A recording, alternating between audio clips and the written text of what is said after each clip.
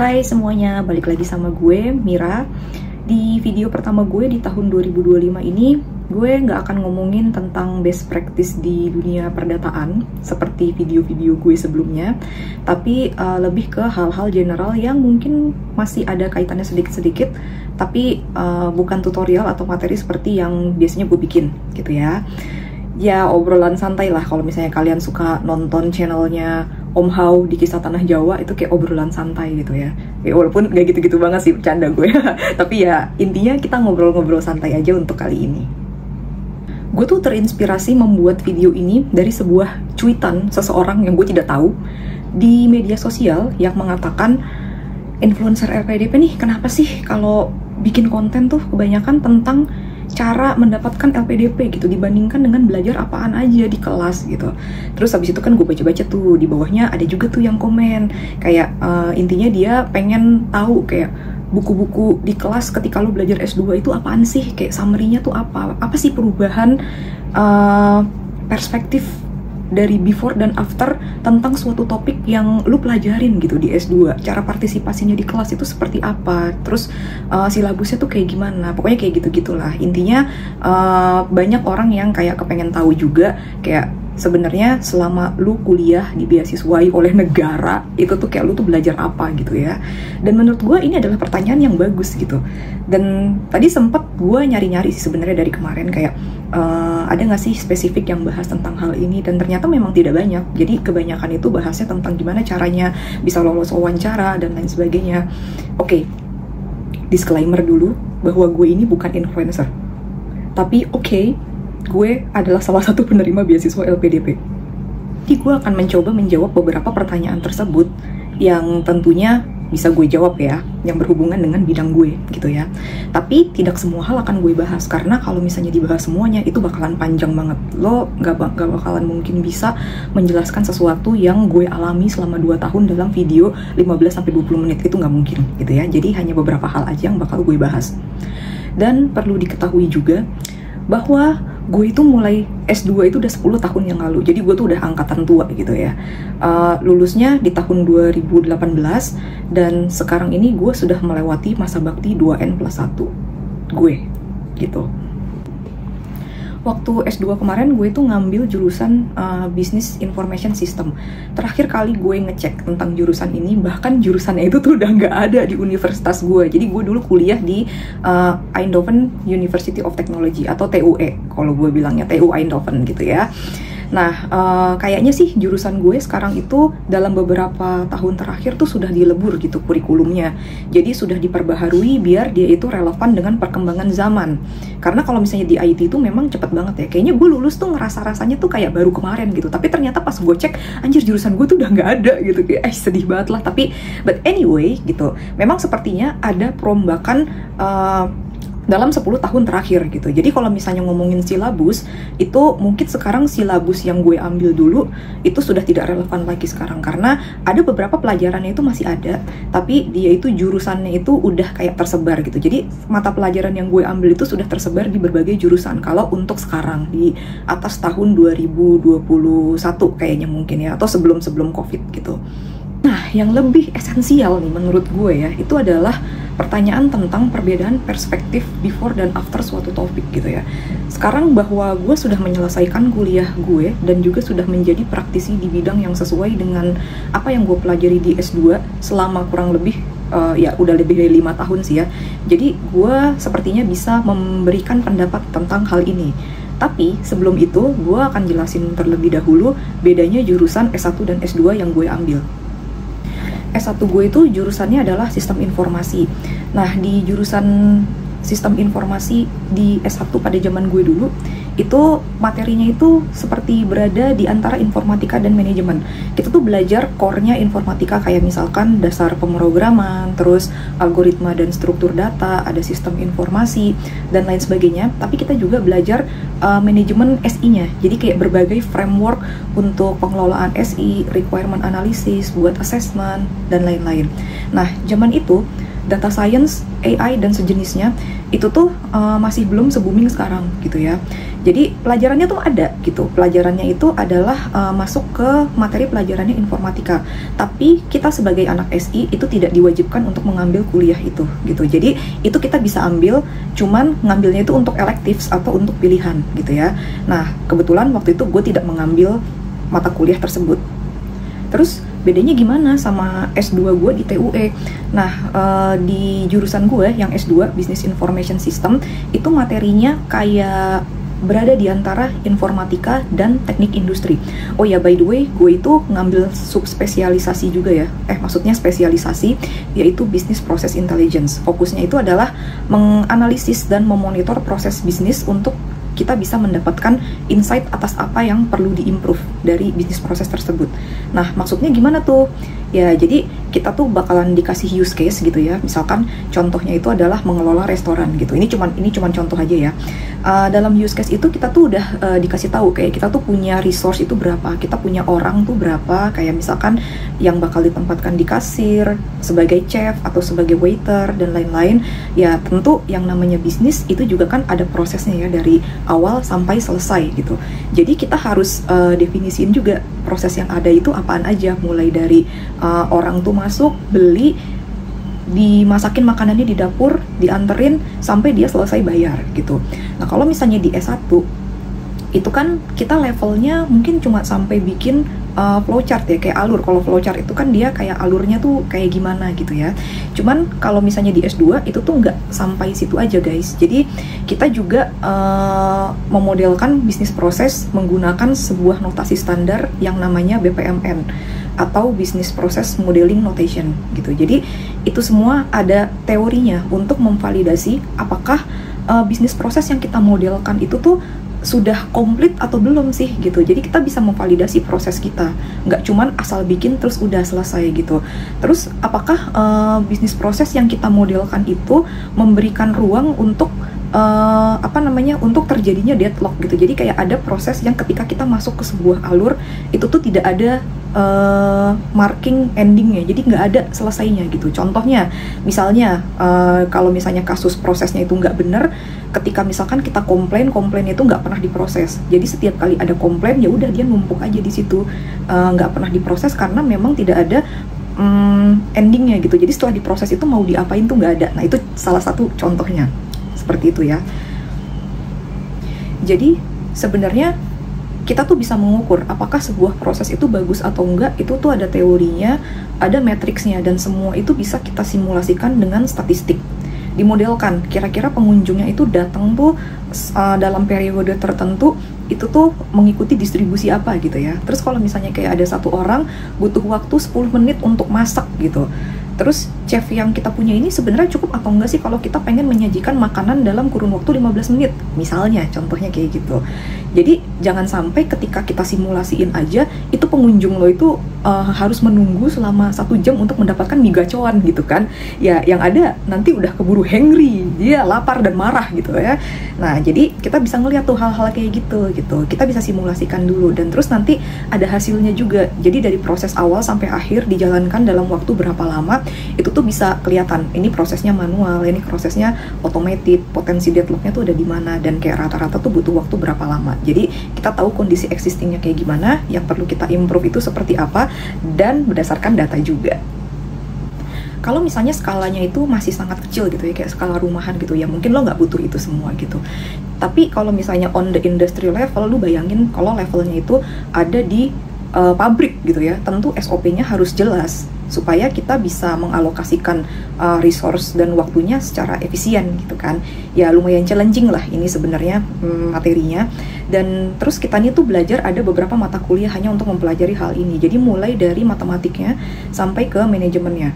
Nah, di sisi matematiknya itu ada satu kuliah gila yang menurut gue itu namanya adalah Stochastic Operation Research. Nah, nih sobat-sobat teknik industri nih mungkin sudah pernah mendengar nih mengenai operasi riset gitu ya. Itu mata kuliah gue ngulang sampai 2 kali, bikin gue nyaris nggak lulus itu ya. Nanti kapan-kapan lah gue curhat, bener-bener traumatis lah itu kuliah satu itu. Dan on the other side of the study, kita juga belajar yang namanya data mining.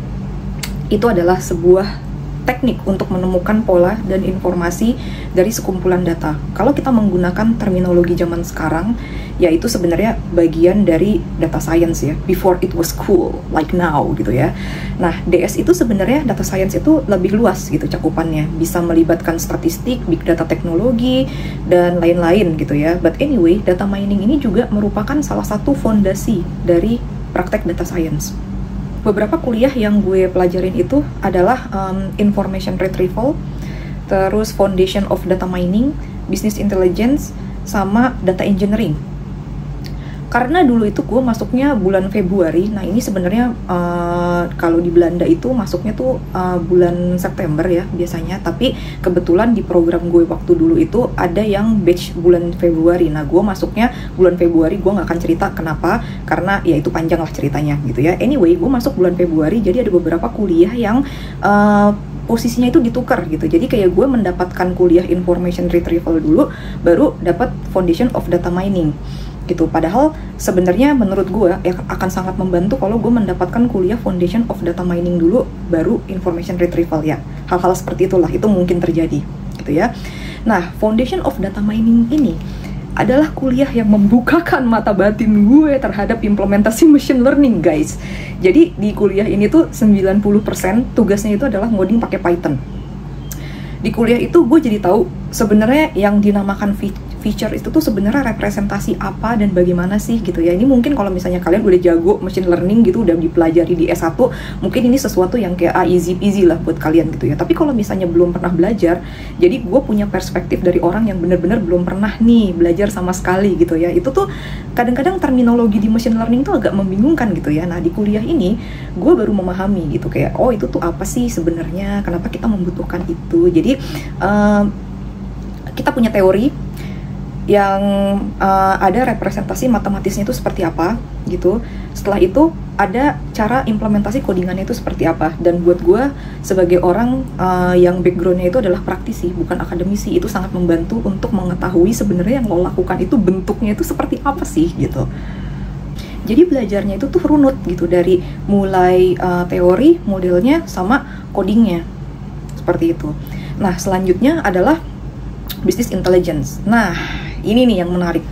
Zaman sekarang, kalau misalnya kalian mendengar tentang business intelligence, ya by the way, itu adalah sebuah role yang cukup lumrah kalau di dunia perdataan gitu ya. Kalau kita dengar kata BI, itu pasti kita mikirnya kayak, oh banyaklah menggunakan SQL gitu ya, bikin data visualisasi, dashboard, dan lain sebagainya. Tapi guys, kenyataannya, BI yang diajarkan zaman gue S2 dulu, itu tuh sedikit berbeda. Di sini malah gue belajar yang namanya tuh CRISP BM. Kalau misalnya kalian pernah dengar, itu adalah Cross Industry Standard Process of Data Mining gitu. Jadi untuk melakukan data mining itu ada standar prosesnya. Jadi itu tuh kayak kelanjutannya foundation of data mining gitu ya. Lo belajar tentang supervised learning juga, belajar tentang unsupervised learning juga, reinforced learning itu kayak gimana. Terus gimana sih caranya bikin eksperimen machine learning, dan nanti tuh tugasnya itu tuh kayak kalau zaman sekarang itu kayak capstone di bootcamp gitulah. Jadi lo dikasih kayak ada case study-nya, terus nanti ya lo disuruh bikin solusinya tuh seperti apa dan kenapa lo menggunakan model ini dan lain sebagainya kayak gitu. Nah, gue suka sekali dengan kuliah itu, dan bisa dibilang nilai gue cukup bagus karena kebetulan gue selama di industri gue udah punya pengalaman ngoding dulu ya. Jadi itu tuh sesuatu yang gue cukup enjoy untuk melakukan itu gitu ya. Gue menikmati kuliah itu dengan sepenuh hati gitu ya. Bahkan gue sampai ngasdos gitu di labnya profesor yang ngajar kuliah ini gitu. Nah cuman ya itu sebenarnya sesuatu yang agak berbeda ya setelah gue lihat-lihat sekarang gitu. Nah sekarang setelah lebih dari 5 tahun gue lulus dan berkiprah di bidang data gitu ya, gue mendapatkan banyak sekali manfaat dari studi S2 gue. Bisa dibilang it's quite life changing buat gue. Jadi cukup mengubah hidup gue gitu ya, karena kuliah itu gue bisa mendapatkan kesempatan untuk change career gitu. Jadi tadinya kerjaan gue itu adalah implementer di badan regulator gitu. Gue kerja sebagai implementer di badan regulator. Habis itu gue pindah ke sektor privat. Gue jadi test engineer atau QA gitu ya. baru setelah itu gue S2. Jadi gue udah punya pengalaman kerja sekitar 2-3 tahun sebelum gue S2 gitu. Nah setelah gue lulus, pekerjaan pertama gue itu adalah BI spesialis, Business Intelligence Specialist gitu. Pertanyaannya, apakah sesuai dengan yang diajarkan zaman gue S2, zaman gue kuliah Business Intelligence gitu? Jawabannya not really. Tapi jangan sedih, gue akan kasih tahu bergunanya itu di bagian mana. Jadi dalam prakteknya, BI engineer atau analis itu di industri yang sudah established, mereka itu sebenarnya sudah punya sistem gitu. Sistemnya itu sudah terbangun ya. Database itu sudah ada, data warehouse-nya tuh udah ada, SOP-nya udah ada. Kita tinggal ngejalanin aja gitu. Lo mungkin hanya akan berada di satu level di dalam CRISP DM yang lo pelajarin ketika lo ngambil kuliah BI gitu. Jadi mungkin lo hanya ada di proses data understanding-nya dan implementasinya atau deployment-nya gitu. 90% orang kalau misalnya ditanya lo mesti belajar apa supaya bisa survive di dunia per-BI-an ini, jawabannya adalah SQL gitu. Padahal gue gak belajar SQL waktu gue belajar BI dulu gitu. Jadi kayak yang gue pelajarin di S2 itu kayak cuman konsepnya gitu. Tapi ketika udah masuk ke industri ya itu lebih ke praktek dan ya gimana kita bisa mengimplementasikan itu gitu. Terus hal yang membedakan sekaligus yang tersulit ketika menjadi praktisi di industri itu adalah sebenarnya memahami konteks bisnis dan segala nuancesnya, detil-detil subtilnya gitu. Kayak lo akan tersadar dengan pemahaman sesungguhnya bahwa yang lo pelajarin di sekolah itu tuh sebenarnya cuman alat, semuanya itu cuman alat, cuman tools gitu ya. Kayak this humble me down gitu, karena ketika lo berpindah dari dunia akademik ke industri, itu salah satu skill yang senantiasa harus lo asah terus dan tetap relevan hingga kini, itu adalah kemampuan untuk bertanya gitu, terutama the why instead of what and how gitu ya. Jadi ini tuh yang seharusnya kalian pelajarin ketika S2 gitu, kayak bisa mampu untuk menanyakan kayak kenapa ini tuh harus diimplementasikan seperti ini, kenapa lu memilih model ini gitu ya.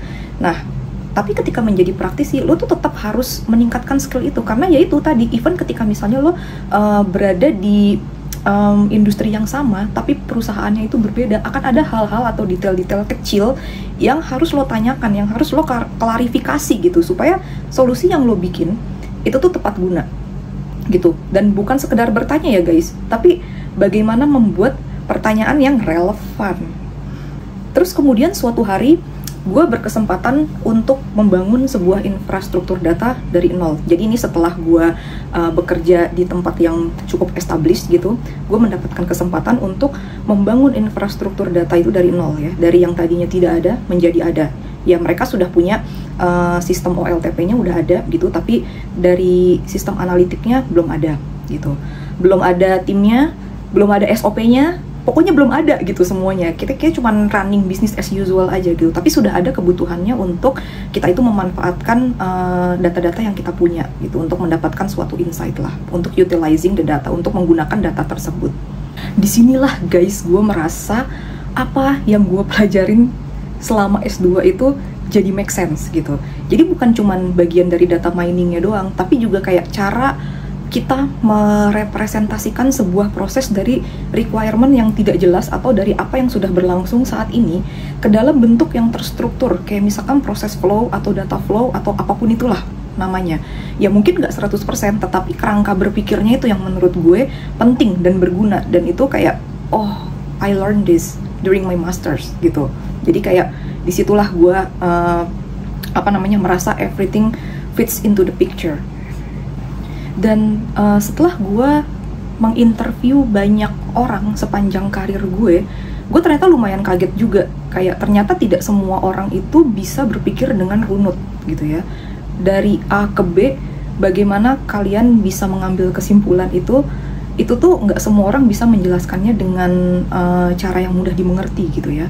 Padahal seharusnya kalau misalnya lu udah lulus S2, ya itu sudah menjadi bare minimum untuk kita tuh bisa berpikir dan berkomunikasi dengan runut gitu. Ya kalau nggak, lu ngapain aja gitu kan selama S2 gitu. Jadi seperti puzzle yang tadinya berantakan gitu, kini pelan-pelan sudah mulai tersusun di otak gue ya. Jadi apparently hal yang gue pikir nggak kepake di S2 itu ternyata bisa memberikan gambaran walaupun tidak detail gitu ya. Fakta bahwa oh gue pernah mempelajari ini nih graph database nih, gue pernah pakai Neo4j nih waktu itu di course data engineering, kapan tahu dulu gue nggak paham nih gunanya tuh buat apa. Oh ternyata itu tuh bisa dipakai untuk use case ABC gitu. Jadi sesuatu yang dipelajarin di S2 itu adalah ibarat benda-benda di dalam kotak perkakas. Lu nih punya sebuah kotak nih ya, itu lu isi dengan perkakas, lu isi dengan tang, terus lu isi pakai apa gitu. Nah S2 itu tuh analoginya tuh kayak gitu. Jadi lu tuh mengumpulkan banyak sekali tools-tools, banyak sekali metode-metode, framework gitu. Dan yang diharapkan adalah ketika lo lulus, lo tuh sudah, selain daripada lo tahu bagaimana cara menggunakannya gitu. Kalau misalnya how to implement itu biasanya lo pelajarin di S1 ya. Tapi kalau misalnya di S2, selain daripada lo mengetahui bagaimana cara menggunakannya, ya lo juga mesti tahu kayak kenapa sih ini tuh bisa digunakan tuh dalam kondisi apaan aja gitu. Jadi itu sebenarnya yang di-expect ketika lo tuh udah lulus S2 gitu ya. Dan ini tuh gue merasakan manfaatnya banget ketika gue itu sudah tidak lagi bekerja di level eksekutor, tapi ketika gue bekerjanya di level konseptor gitu. Jadi ketika misalnya lo mesti ngebangun sebuah sistem nih dari awal gitu kan, berarti kan lo harus ngonsep dong, lo harus lihat dulu sistem yang ada tuh seperti apa gitu. Nggak bisa kan ucuk-ucuk lo tuh ngasih solusi gitu ya. Jadi kemampuan analisis lo, kemampuan lo mempertanyakan segala sesuatunya itu sangat-sangat diuji ketika lo tuh harus membangun sesuatu benar-benar dari awal gitu. Dan itu yang gue pelajari selama beberapa tahun terakhir. Gue membangun sistem itu sampai jalan dan sampai sekarang perlu di maintenance ya. Mungkin memang tidak sempurna ya gitu kan, kesempurnaan itu hanya milik Tuhan gitu ya, tidak ada yang sempurna di dunia ini gitu, tapi setidaknya it's working. Dan ketika sudah berjalan, kita juga bisa melihat di bagian mana sih itu harus diimprove ya. Itu skill yang gue pelajari di S2 yaitu sangat berguna seperti itu. Jadi guys, gue tetap dihujat nggak nih sebagai alumni? Kalau misalnya ekspektasi kalian itu adalah gue bisa mengubah Indonesia sendirian gitu, atau mengentaskan kemiskinan struktural, ya mohon maaf, itu di luar kemampuan gue. Gue sadar diri dengan apa yang bisa gue lakukan dan tidak bisa gue lakukan gitu ya. Tapi yang gue kerjakan saat ini itu adalah apa yang gue tulis di esai gue pada saat itu. Jadi cuman itu yang bisa gue pertanggungjawabkan gitu ya. Gue balik ke Indonesia, terus gue tinggal di sini, bekerja di sini untuk membuat sesuatu dalam kurun waktu 2N+1 yang sekarang sudah gue lewatin gitu ya. Ya salah satu yang bisa gue lakukan ya dengan membagi hal-hal seperti ini gitu. Pas tahun 2022 kemarin gue membuat channel YouTube ini gitu.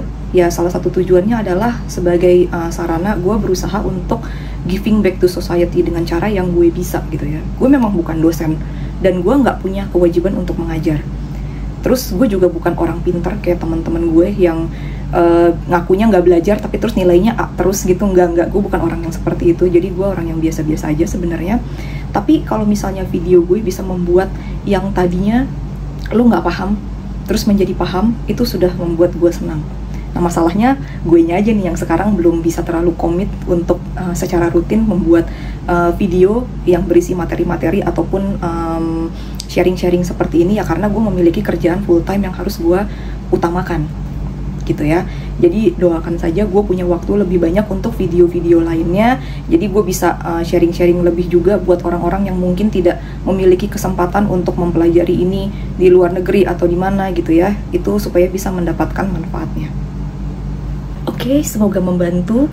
Gue tahu video ini tidak cukup panjang untuk menjelaskan semua yang gue dapatkan gitu. Tapi kalau misalnya lu punya pertanyaan atau ide kayak apa sih yang ingin lo dengar gitu, atau apa sih yang ingin lo bahas kayak gitu, itu ya drop aja di kolom komentar gitu ya. Yang jelas gue nggak akan membahas tentang bagaimana cara mendapatkan beasiswa dan lain sebagainya, karena sebetulnya LPDP itu bukan satu-satunya beasiswa yang bisa membuat lo mendapatkan pembelajaran gitu ya. Ada beasiswa lainnya yang mungkin kalau misalnya lu memang pengen tujuannya adalah bekerja di luar negeri, ya lu bisalah ambil yang tidak mengharuskan lo untuk balik ke sini gitu. Gue balik ke sini juga bukan karena gue nasionalis atau apa gitu ya, yaitu sebagai bentuk integritas gue sebagai individu aja sih kayak gitu. Gue ingin berusaha untuk apa ya, walk the talk lah kayak gitu. Jadi kayak menjalankan, mengimplementasikan apa yang sudah gue tulis, dan ketika itu gue tidak menjanjikan muluk-muluk juga. Jadi gue hanya menjalankan apa yang sudah gue janjikan untuk dijalankan dalam kapabilitas gue. Seperti itu. Jadi guys, semoga membantu. Please jangan hujat gue karena gue balik ke Indonesia gitu ya. Yaudah, oke. Sampai jumpa di video selanjutnya. Bye bye.